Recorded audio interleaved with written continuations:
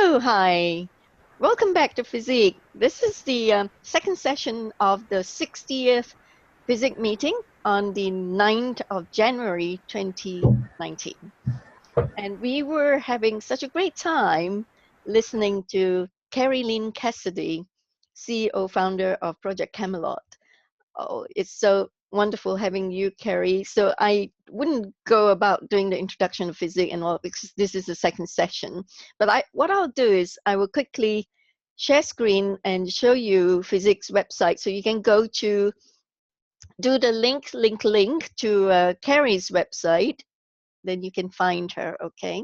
So I'm getting that ready right now. I am going to do the screen share. There you go, screen share. Okay, this is physics website.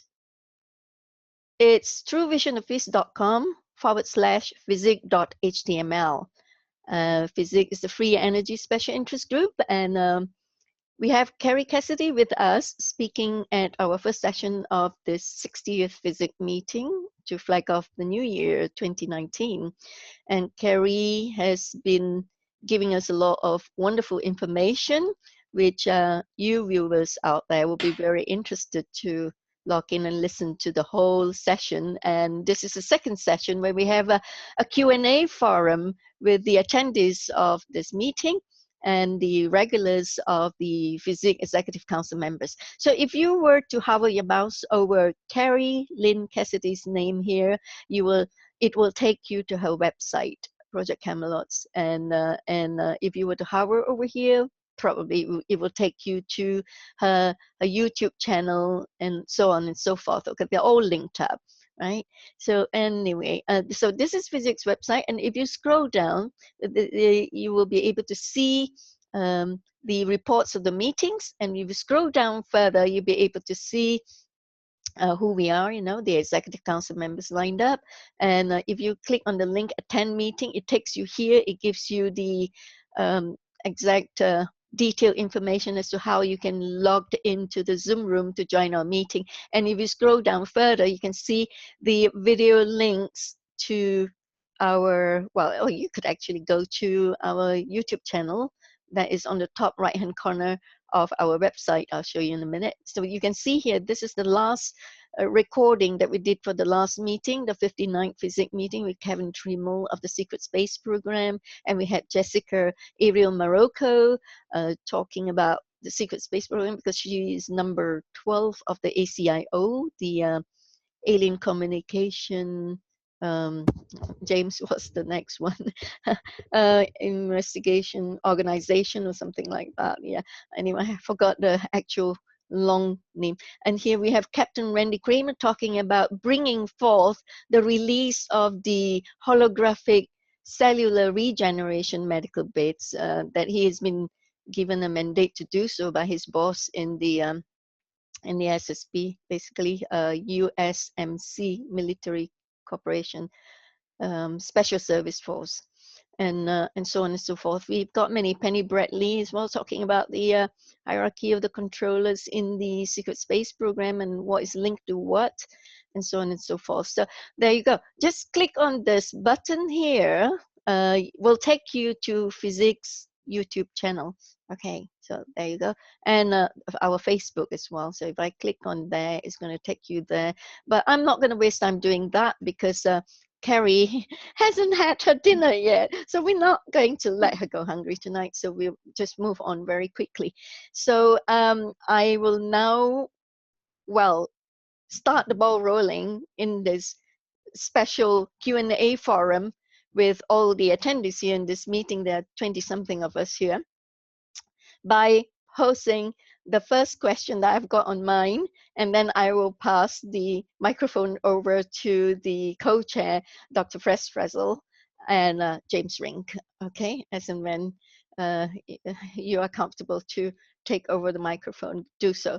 My first question, Kerry, for you is, I actually being a truth seeker myself ever since I was young, ever since I first learned how to read and write, the first book I reach out to are spiritual books, and I've always had this innate curiosity as to what's going on this planet. And I too am a meditator and do have strange experiences as well with the other side. Well, I actually wanted to know if, I mean, everything basically practically had gone really quite wrong here. But you were saying that we are in charge, we are in control, there's no victimhood here, right? What about the SSP technologies? And it's being known now with the disclosure information coming out from so many people who are regaining their memories back from their services at the Mars Defense Force via the SSP, MK Ultra, and thanks to James Rink, who had actually more or less been one of the leaders of disclosure by bringing forth this group of super soldiers in his supersoldiertalk.com site. I really am wanting to know, Kerry, whether you got some whistleblower testimony in the new latest information about whether or not we, the grassroots people, are going to have some benefits of the release of the secret space program technologies, like in free alternative energy or healing, because this planet is gone really sick and ill, and everything's breaking down, even the human vessel itself. If the Randy Kramer's holographic cellular regeneration made bed is not going to be released soon, and if it's going to take too long, we were having our discussion, the human species will be extinct. It wouldn't carry on. So what do you say about that? I mean, what do you think? Well, I actually do believe that there are certain ET groups. The Guardian races is one of the sort of group names for them. They're a group of races that contributed their DNA to making this vehicle inhabitable by, in essence, our essence. So I believe that this is what you call an experiment, that every planet that gets terraformed and then made available for various species to have this 3D going into 4D experience is created and then looked after. And so I think that the system itself, it's a group of systems, interlocking systems, that is what we are dealing with here on planet Earth and in the solar system, etc. So in essence, you're not going to create or take all the time and energy to create such a vehicle, such as the human body, the human genome, and then simply let it go to naught. This is being helped. We are being helped behind the scenes by various entities who have possibly gone through these experiences, in some cases not, and chosen not to do so. But nonetheless, we have sort of, in essence, the guardian races that are looking after the grand experiment of humanity. Now, my understanding is that this is, if you go on the information that we have so far from the Ashana Dean books, you would see that it is, I believe, the third or fourth seeding of humanity to this planet. In the past, the various seedings involved putting certain things into the genome that would sort of help to make sure that we would make it through, that this entity, this vehicle, would continue to procreate and so on, and continue, and then be able to go out into the solar system and create our own worlds, and then become guardians of those worlds, etc. You can see how the progression would happen to where we would actually become more mature entities and also be able to safeguard our own sort of experiments into beingness, if you want to call it that. So in that sort of trajectory, when you look at it from a very long view, you can appreciate that there would be certain safeguards put in place. There would also be the destructive quality, the negative, is again a challenge to the positive. And I always say that the negative serves the positive, in essence. And I think it can be proven. If you even look at your own life experience, you will often see that some things that appeared very negative in the beginning have resulted in you sort of, if you were able to step up and to overcome them, making you sort of stronger than you ever were before, probably expanding your reach and your abilities, and then your also abilities to teach others and to help others along their own path. So it's very interesting when you look at it from that point of view. I do agree that and I think it's known that this particular Earth sector has been more negatively based than positive for many eons at this point, and that there has been a takeover scenario take place. However, I do think that this seeding is not only an ascension, ready, if you want to call it that. Some are ascending as we speak. In other words, this particular seeding of humanity is a successful one. The reasons in the last thru seedings, from my understanding, that they didn't succeed quite so much, although certainly through reincarnation, we are basically coming through again. So there's no sort of ending on this platform, but instead of continuation, but perhaps different changes. In other words, I think we're reliving the experiences that went on during the fall of Atlantis. So we are back. Many of us have been through that fall of Atlantis. We're returning now, and we will continue beyond this point. And one of the things is that the reptilian brain was not always a part of this genome, and that I think that was put into the genome to make sure that we would defend ourselves, because there was a time in which humanity was unable or unwilling to be aggressive enough to defend itself and to hold, defend sacred ground, as Alex Collier, his group of Andromedans call it, and so on. So there's the steps that have made it, possible for this experiment to continue, and I believe that they will, as I say, continue to safeguard this grand experiment. Kerry, my second question is, thank you so much for your answers. The second question is, okay, we had Captain Wendy Kramer from the U.S. Marine Corps Special Service talking in FESIG, and we done a recording of the meeting with him, and he was announcing that he was given the green light by his boss to release the, re-engineer, or rather, something like that, the holographic cellular regeneration med bed, which he says when he was on duty in Mars and he had his limbs chopped off, and he had it regrown back very quickly with that technology, and he doesn't see why and how we could be denied that kind of technology here on the planet here, on the surface of the planet here.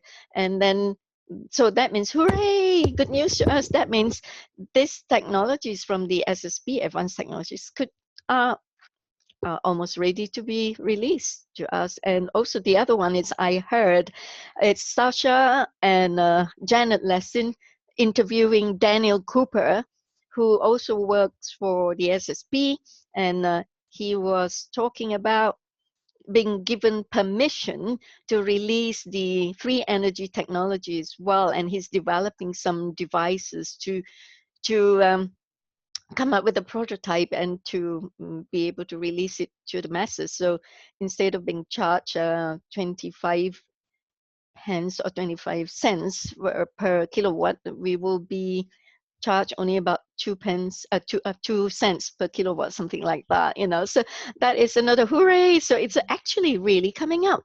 But you were quite uncertain or not sure or negative about this technologies being released, Kerry. So I don't know. I mean, well, I can simply tell you, I'm dealing with whistleblowers now. The whistleblowers are often they don't always, they are told certain things by the people they work for.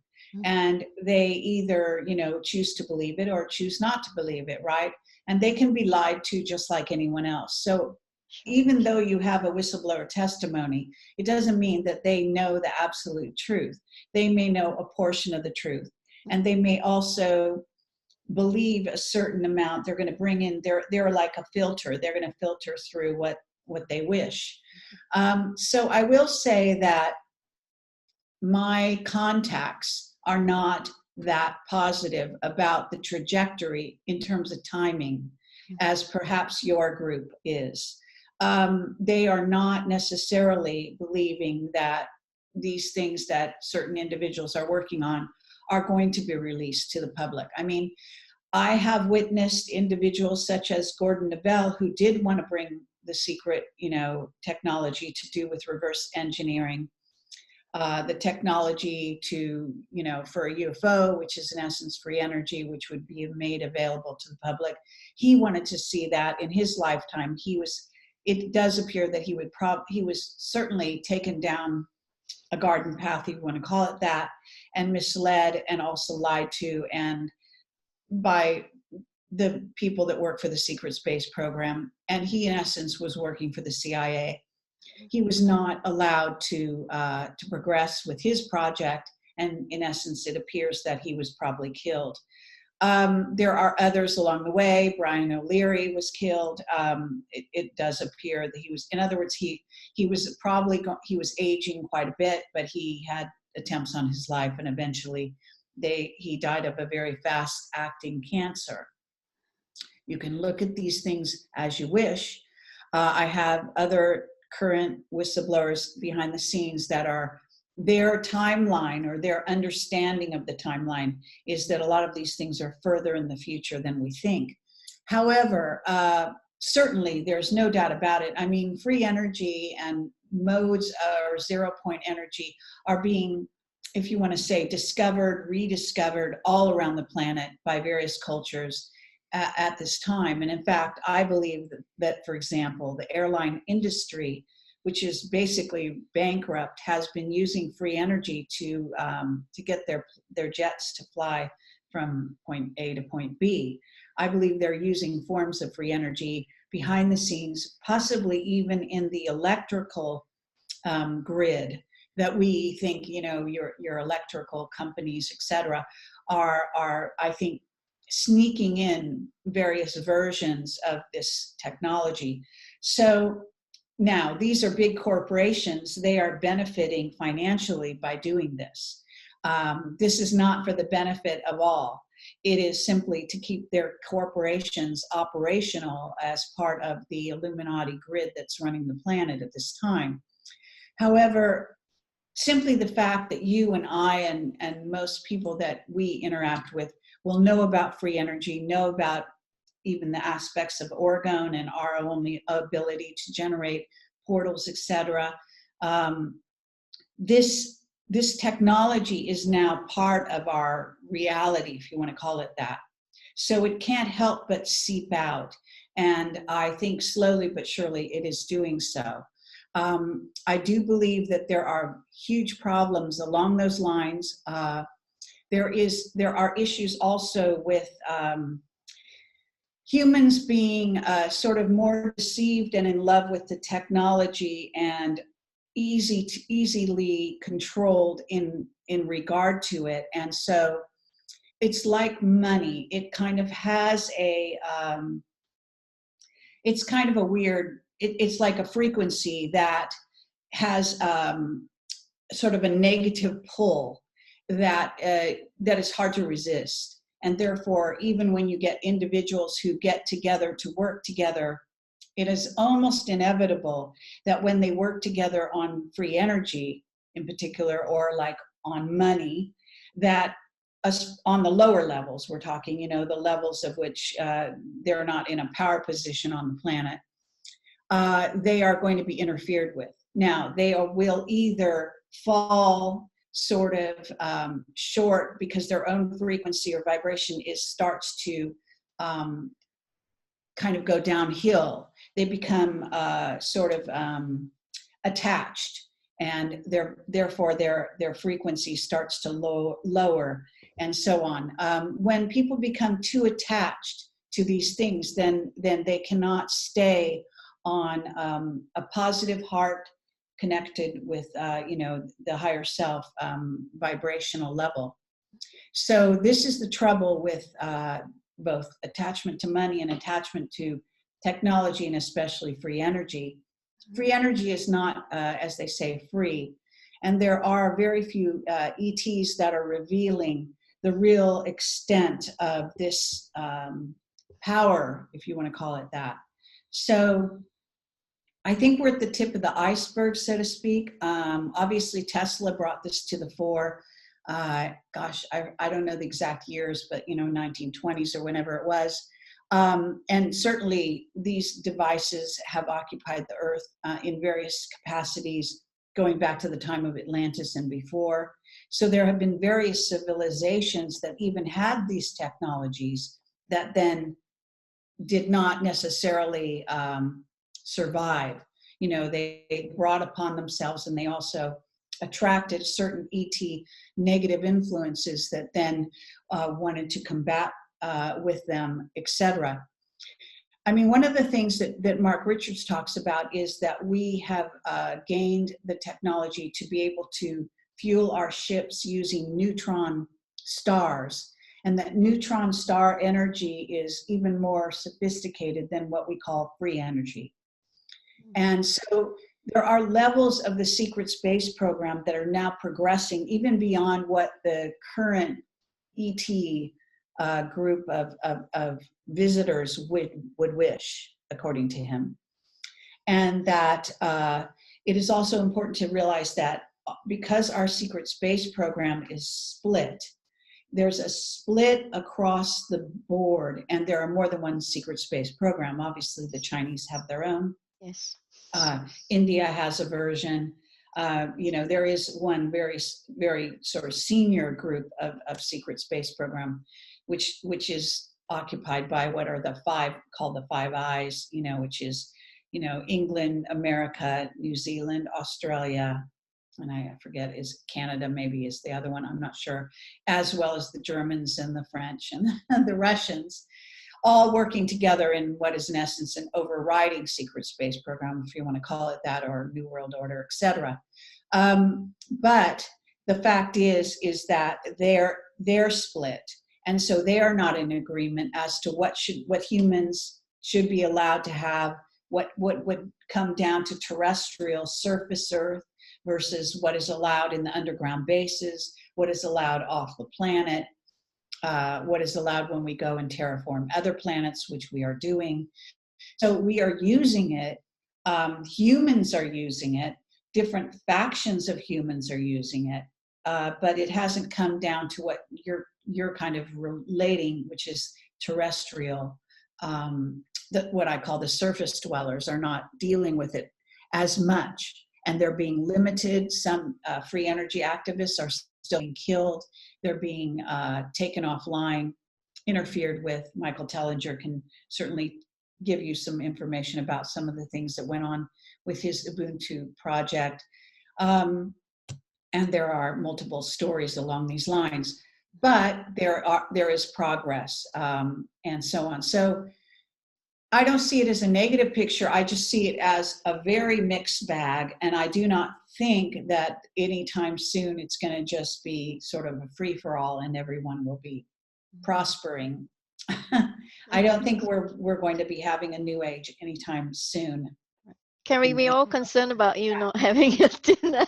So, I mean, there's so many. I also want to say that in terms of this technology that Randy Kramer, I met him in person. I've interviewed him, but I met him in person this summer at the Yelm Festival, where we both spoke, and he's very eloquent and very, very knowledgeable about not only the secret space program that he worked in for many years, also the technology he's talking about, having experienced it himself. I don't know that this will again be let out to the terrestrial, to the surface dwellers. I mean, this is the battle that we're a part of.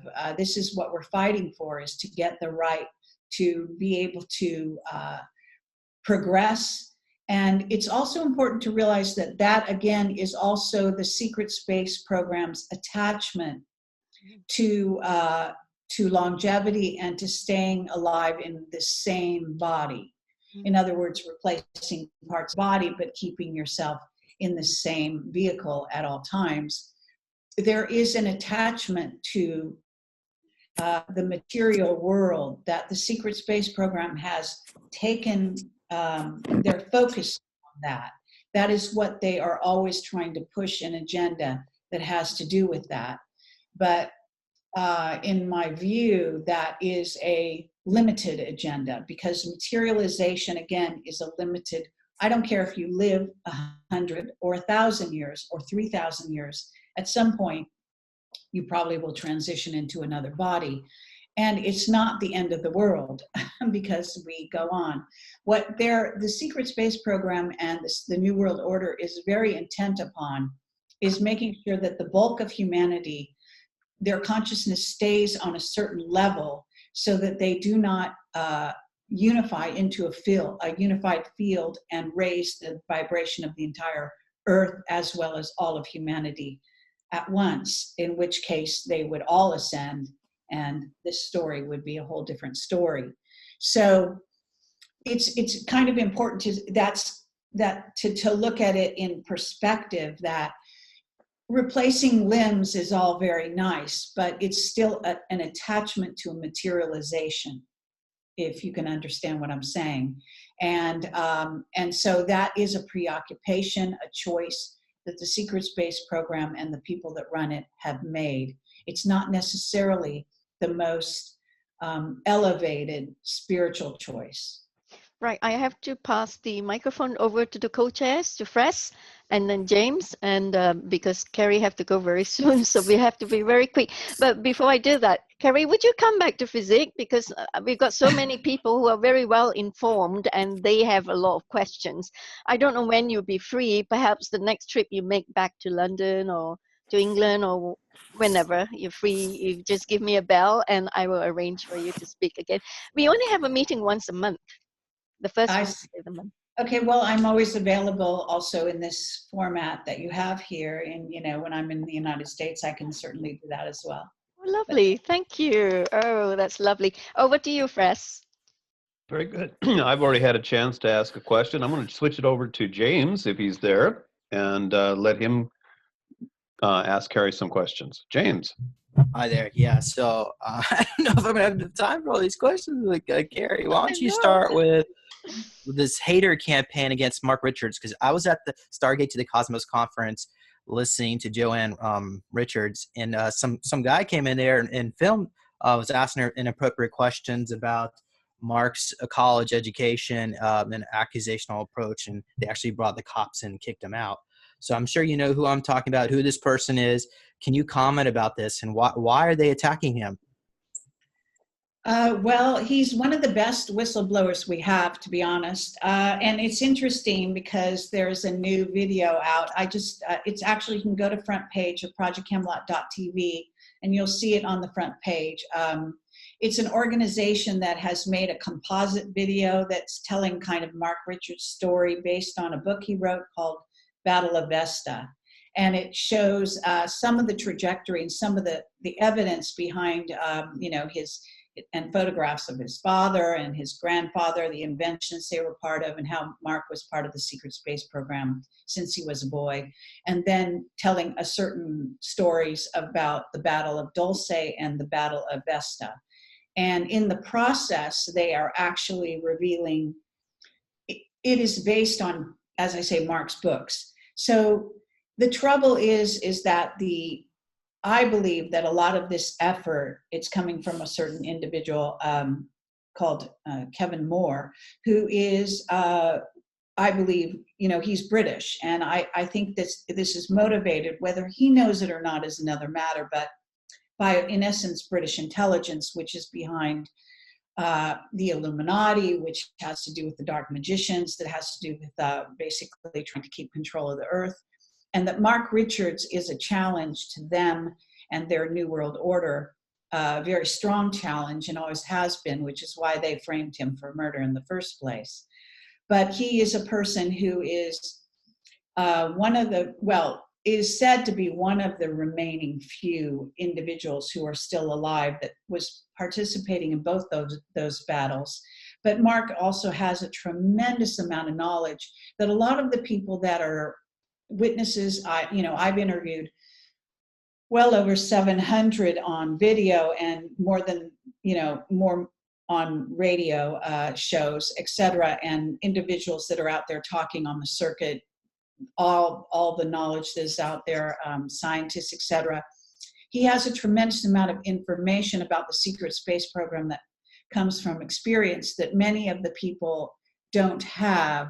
It's not a matter of him having had his mind wiped and then trying to remember. He actually never really lost his memories in most cases. And he's also aligned with a group of raptors who are said to be aligned in a positive way now with our space program to defend us against the Draco, for example. And there are various challenges to Earth that Mark is able to address, in a very real way. And he's a very serious guy that, we are always, you might say, hobbled by the fact that he cannot appear on camera because the prison where he is, I was just told by his wife, Joanne Richards, that Oprah wanted to interview him, but was not able to bring a camera into the prison, at least back then. So I'm actually trying to see if there's going to be a way to bring a camera into the prison, because it would be so much better if he could speak for himself rather than me and Joanne, having to, in essence, speak for him or having him to speak through us, because there's no other way to get his information out there. Consequently, this is why they are attacking him, because of how serious he is. Okay, thank you, Kerry. Can you has Mark Richards actually commented about what Kevin Moore has said?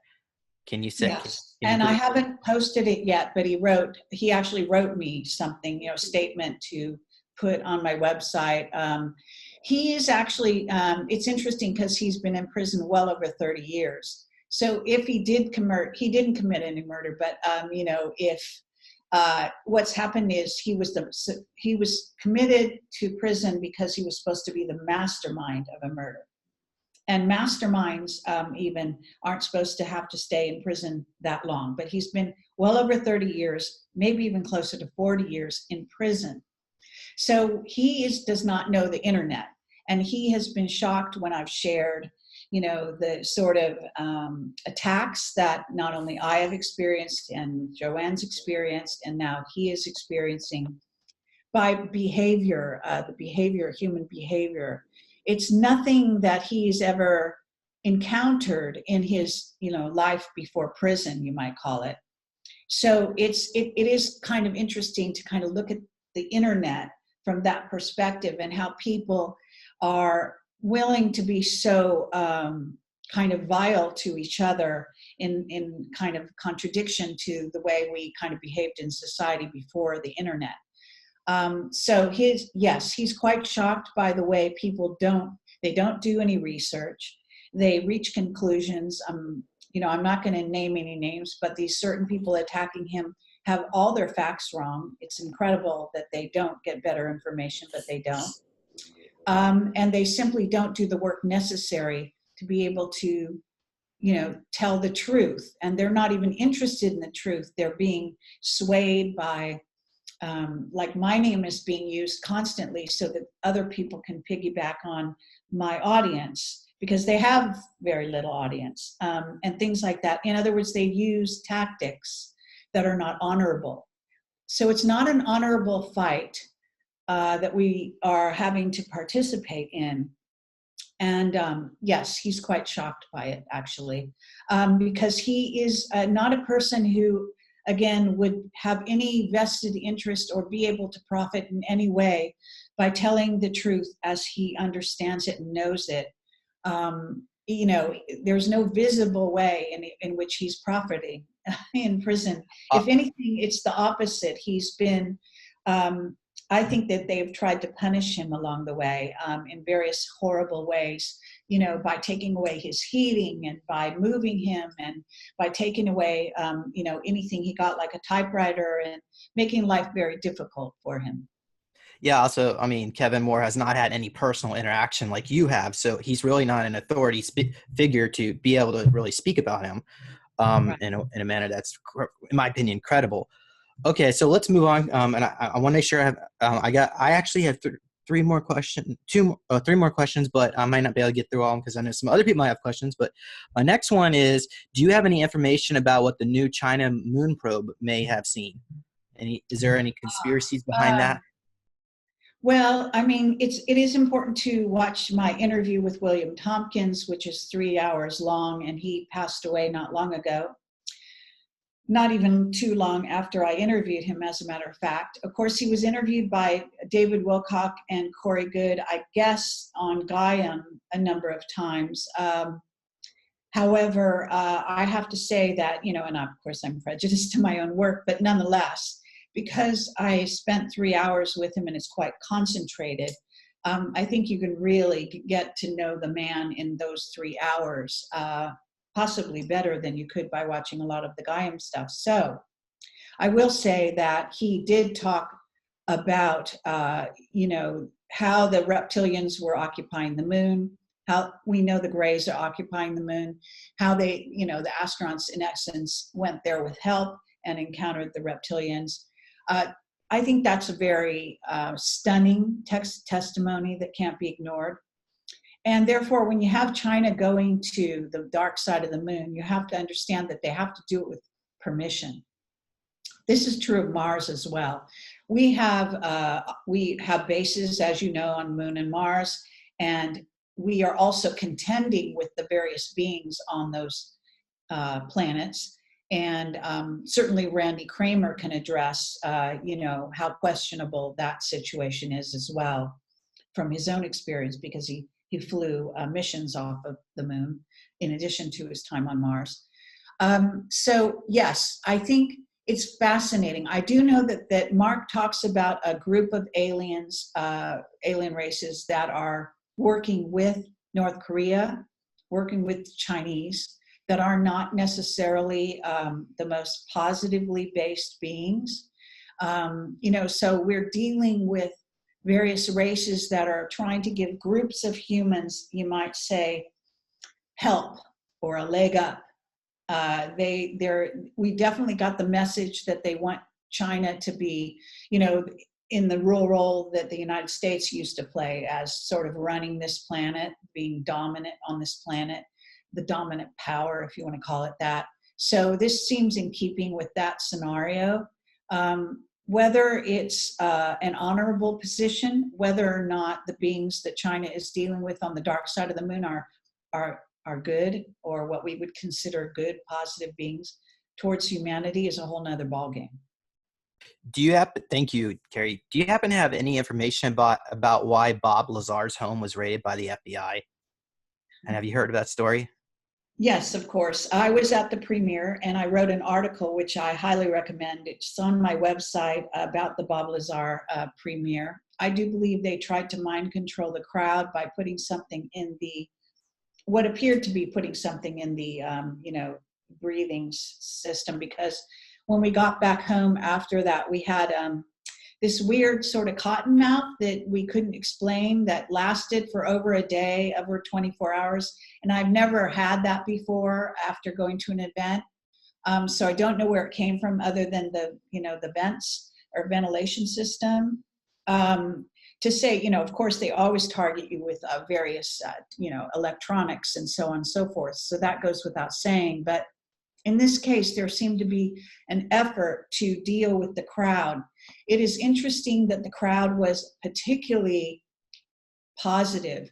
They didn't go to this event because they questioned Bob Lazar or his story. They actually went to support him and to support the story.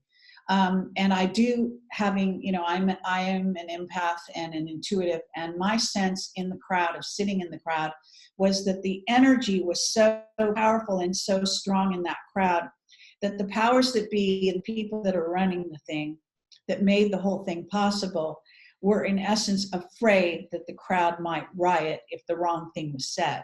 And a couple of times it seemed to kind of bubble up a little bit, like it kind of came close. And so I think that's one thing that was going on. I do think that his house was broken into in, according to the film, supposedly to find an element 115, which is complete hogwash. I mean, it is important to listen to my interview with John Lear that happened the day right after that event, because John Lear talked about Bob Lazar being targeted by the secret space program when he was hired to work for them all those years ago. I mean, he actually said that in the interview, and John knows Bob Lazar very well. They've known each other for many, many years, and John's testimony about Bob is very famous. It is interesting that Bob did show evidence of having his mind wiped. He didn't seem to remember, even as well as he used to, that he dealt with various ETs while on the job, etc. He did tell John Lear, and John says in his interview with me in the past, and also in this recent conversation we had, that Bob actually quit that job, or at least one of the reasons he quit it was because he felt that his mind was being wiped when he came home from work on the planes. So it's very interesting how he's being manipulated. And also, many, many years, Bob said he would never do any interviews about that anymore. He would never talk about it. And yet somehow, all of a sudden, he's reversed himself and is working with this filmmaker who has a military background, it appears, in order to make a story about his testimony. Now, I applaud the fact that this film was made and the filmmaker went to the trouble to out the truth of Bob's testimony. The trouble is that there were some very important pieces of the testimony that are missing. There were not good questions asked of him. He was very sequestered on the stage. They wouldn't let the public ask him good questions, etc. So it was very, very limited, the exposure that Bob actually had to the public. I do believe he is doing a service to, in essence, the secret space program. I don't know if he's being manipulated to do that or not. I will say that this element 115 is something he talked about, I don't know, was it 20, 40 years ago, whenever it was. This is something that is known in the secret space program. Bob was simply talking about it. This is something they would already be using. There's no reason to search his house over that. This was Wasn't he working on a free energy tech? Sorry? He was working on a free energy tech to drive cars. Sure, and he's been doing that his whole life. I mean, he's always doing that. That's nothing new. So they may be looking for something else, but I don't think they were looking for element 115. Okay, thank you, Kerry. And by the way, we have Captain Randy Kramer here. Randy, you want to chime in any questions you might have for Kerry? Oh, hi, Randy. It's so good to have you hop in as well. Carrie has got 2 minutes left. Otherwise, you will miss a dinner. Oh, no. Don't be quick. Well, I'll try to stay. I mean, if Randy Kramer really is and we've here, got Thomas has also got a question. Stay here for him. Oh, but would you be able to get a bite anywhere else, It's Carrie? longer, 10 more minutes or something we can do. Sure. Okay. Hi, Randy. Hey, how you doing? I don't have any questions right off the top of my head. James messaged me and I tuned in a few minutes ago, so I am a little late into the conversation. But whatever it is, we applaud what you're doing, okay? And I've been talking to quite a few people, trying to see if we could, funds could be raised for your prototype. Fabulous. That's good to know. I'll talk to you soon, Randy. Thank you. Thank you. Okay, so Thomas, you have a question? Well, actually, it's not so much a question as a statement. You guys are speaking so much about the free energy devices, 0-point energy, and stuff like that, and I have all of those answers. The 7th time that I died, and I know that I was in the, I believe the 125th or 25th meeting, but I didn't feel very comfortable just, kind of speaking out and not knowing anything about the group or anything. But since I've done a little bit more research, on you guys and everything, I feel a lot more comfortable now. So basically, free energy is the same as reality, and as everyone in here, or most of everyone in here knows, reality is nothing more than everything vibrating at different frequencies. And that is basically reality.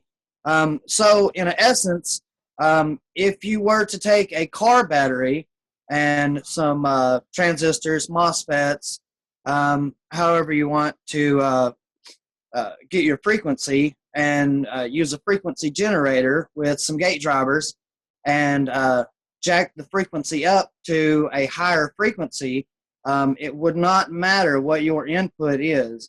The output would have an overunity once you rectified it back into direct current, which is very easy for diodes, of course. And using another gate driver, very simple, something as simple as this Arduino Uno R3 that I'm just using 2 of the digital pins on to run high side, low side gate drivers. And basically what it does is it compiles the frequency. So you've got 20 or 30,000 hertz coming from it, and you've only got 60 hertz allowed to come out of it, and you've got the capacitance and everything building up on the circuit itself. There is no way for those electrons to not build up. And I've been teaching for a few months now, quite a few scientists, physicists.